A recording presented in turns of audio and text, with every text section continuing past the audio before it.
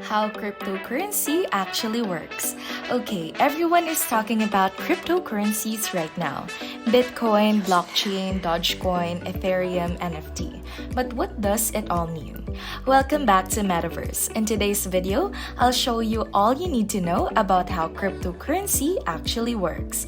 Let's get started. Stage 1. Okay, so there was no such thing as money in the early phases of society, which we'll refer to as Stage 1. The only way to purchase something from someone was to approach them and say, "Oh, I really like your husky. I'll trade you my cat for it." However, the problem with such a system is that even if you are perfectly willing to give up your husky, you may not desire a cat, preventing trade, but that is where cash comes in. Stage 2. Coins. Because they were made of precious materials like gold and silver, everyone just accepted that they were worth something. You've heard of British pound, right?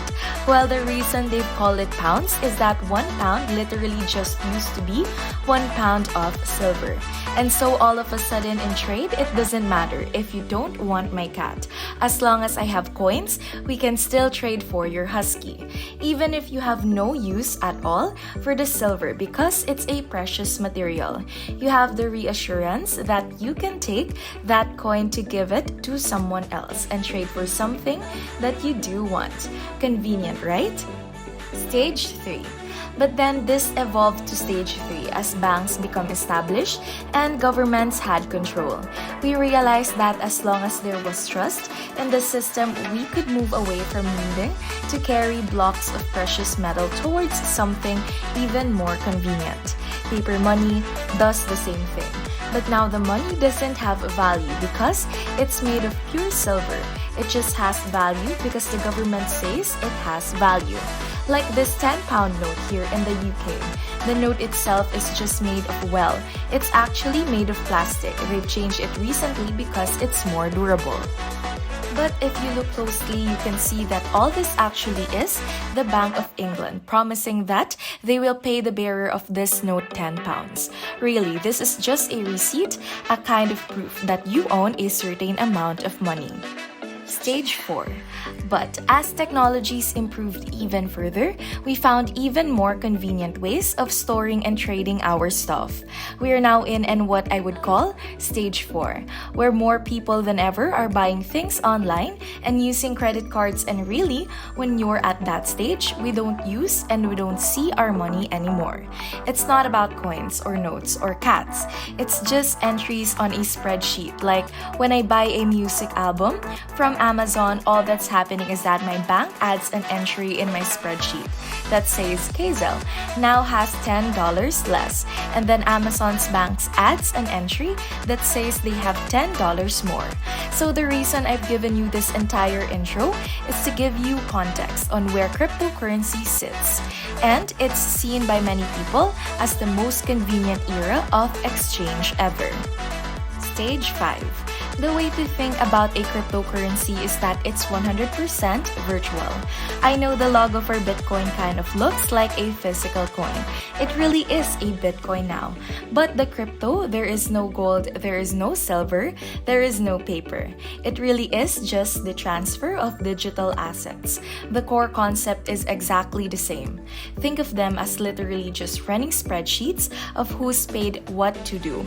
But instead of multiple banks keeping their own separate records with crypto, there is just one enormous spreadsheet of every transaction made using that currency.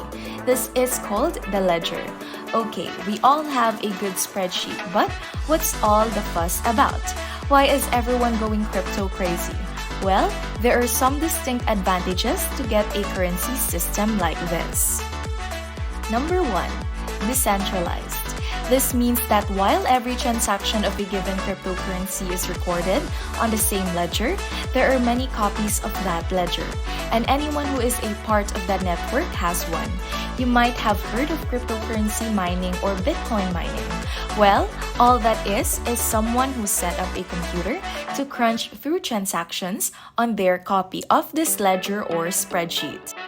There are already about 1 million Bitcoin miners around the world, and Bitcoin is just one type of cryptocurrency. The reason they're doing it? Well, if you dedicate your computer's power to mining, say Bitcoin, then you will earn some Bitcoin as compensation. So, the result of this is that if I go into a store and spend 5 Bitcoins on something, then instead of checking with one bank's records, the shop instead checks with every single computer on this network if I have enough. And assuming I do, each computer will give the go-ahead and every single one will update their records independently. So because you end up having this many copies of exactly the same ledger, it becomes very easy to tell if anyone's trying anything fishy.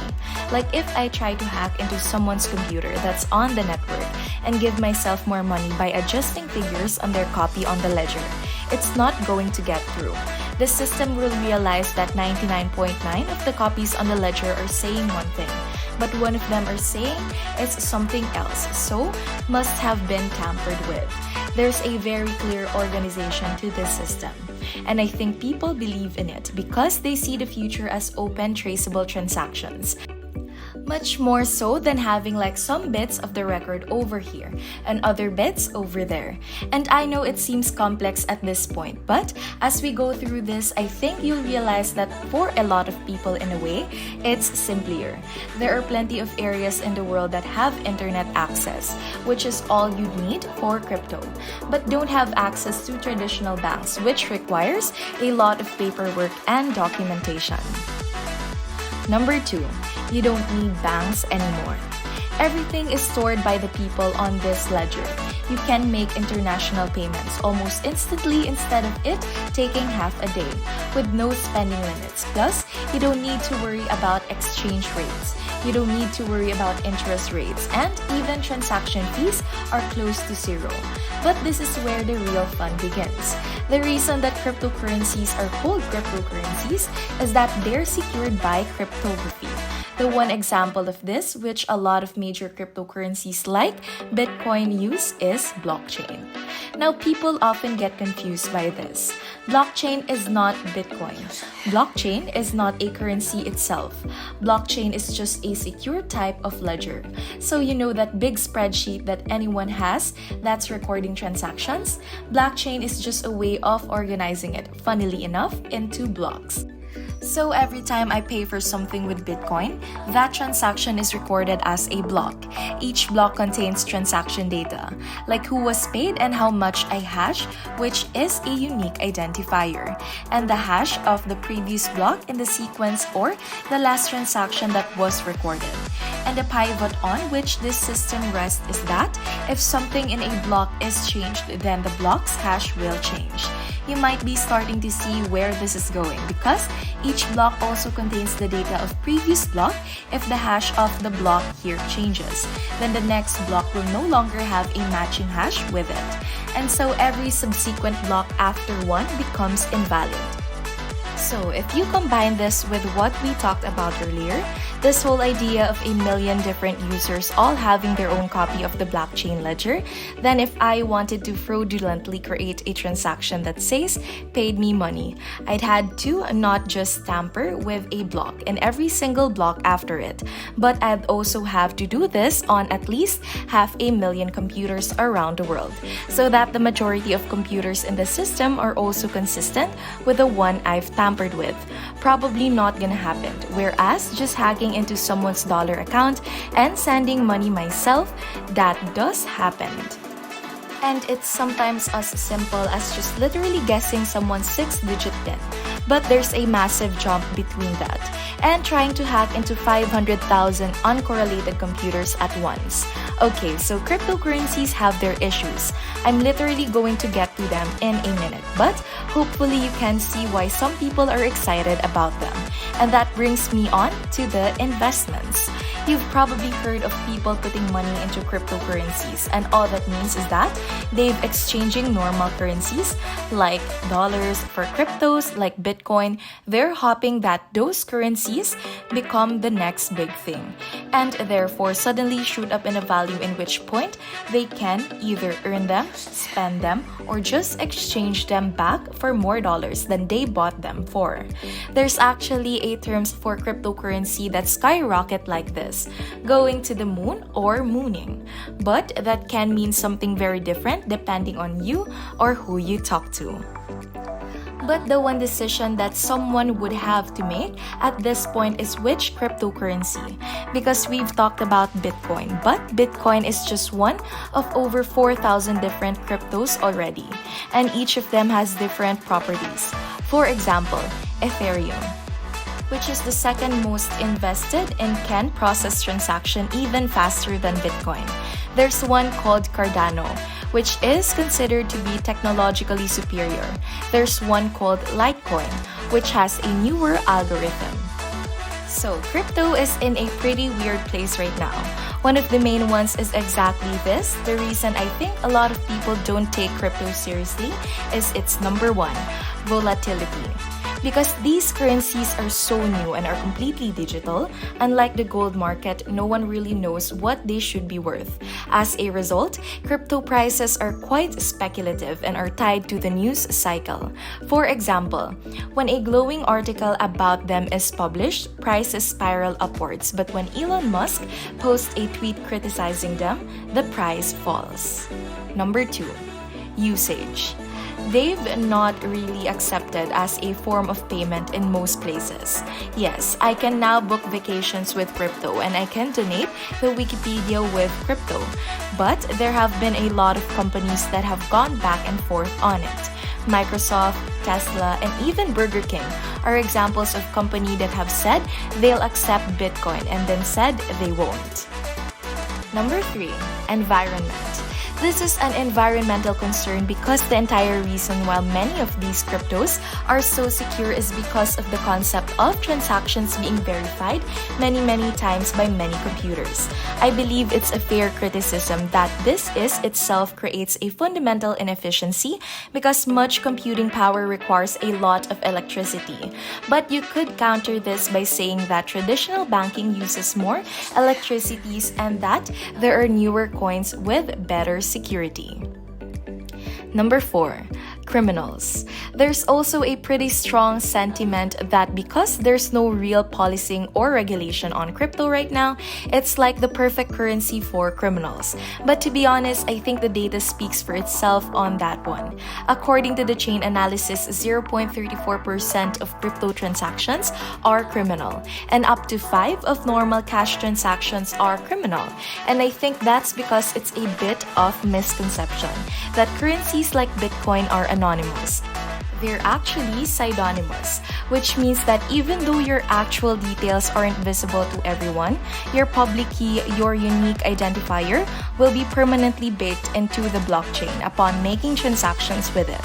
So cash is just a better currency for most types of criminal activity because by its very nature, it's untraceable. But as well as the negatives, there are also just some straight up odd things that have come about because of crypto. For example, you might have heard of an NFT, a non-fungible token. So you now know you can go into an art gallery and you can pay to own painting. Well now, thanks to the blockchain, you can pay just to have digital ownership over something. So it doesn't stop anyone from using or sharing that thing. But all it means is that you'd effectively be the owner of the original and they'd all be sharing copies of it even if the most intents and purposes they look and behave identically. Like a lot of these NFTs are literally just JPEG images. I think the reason some people find this stupid and kind of funny is that there's a distinct difference between buying an NFT and buying the rights over something. So if you buy the rights service, something that's a very legitimate purchase because you can create merch or sell licenses. With an NFT, you can't. The original owner still has all reproduction rights over that piece. All it is that you're using the blockchain to prove that you have some ownership over that asset. But clearly, just being able to say that has some value. Because an NFT of this Gucci ghost sold for $3,600, the CEO of Twitter, Jack Dorsey, he sold the first tweet he ever made as an NFT for $2.9 million. And this one just blows my mind. This photo, which is basically an overview of one guy's piece of art, sold for $69 million. Very nice. To clarify, this is literally just gives the buyer some digital ownership over a JPEG image. And finally, you might have heard of Dogecoin. Dogecoin is based on same tech as Litecoin, but it was created as a joke. People started sharing it and putting a bit of money into it because they thought it was funny. But that propelled into value to the point where now we have people who have actually become millionaires just because they bought Dogecoin. When it was cheap, it's an interesting world out there. So, what are your thoughts about this topic? Do you think this video is useful? Please let me know by leaving a comment down below. And if you enjoyed this video, please press the like button, turn on the notification bell, and subscribe to our channel for more videos like this. Thank you for stopping by to watch. See you on our next video.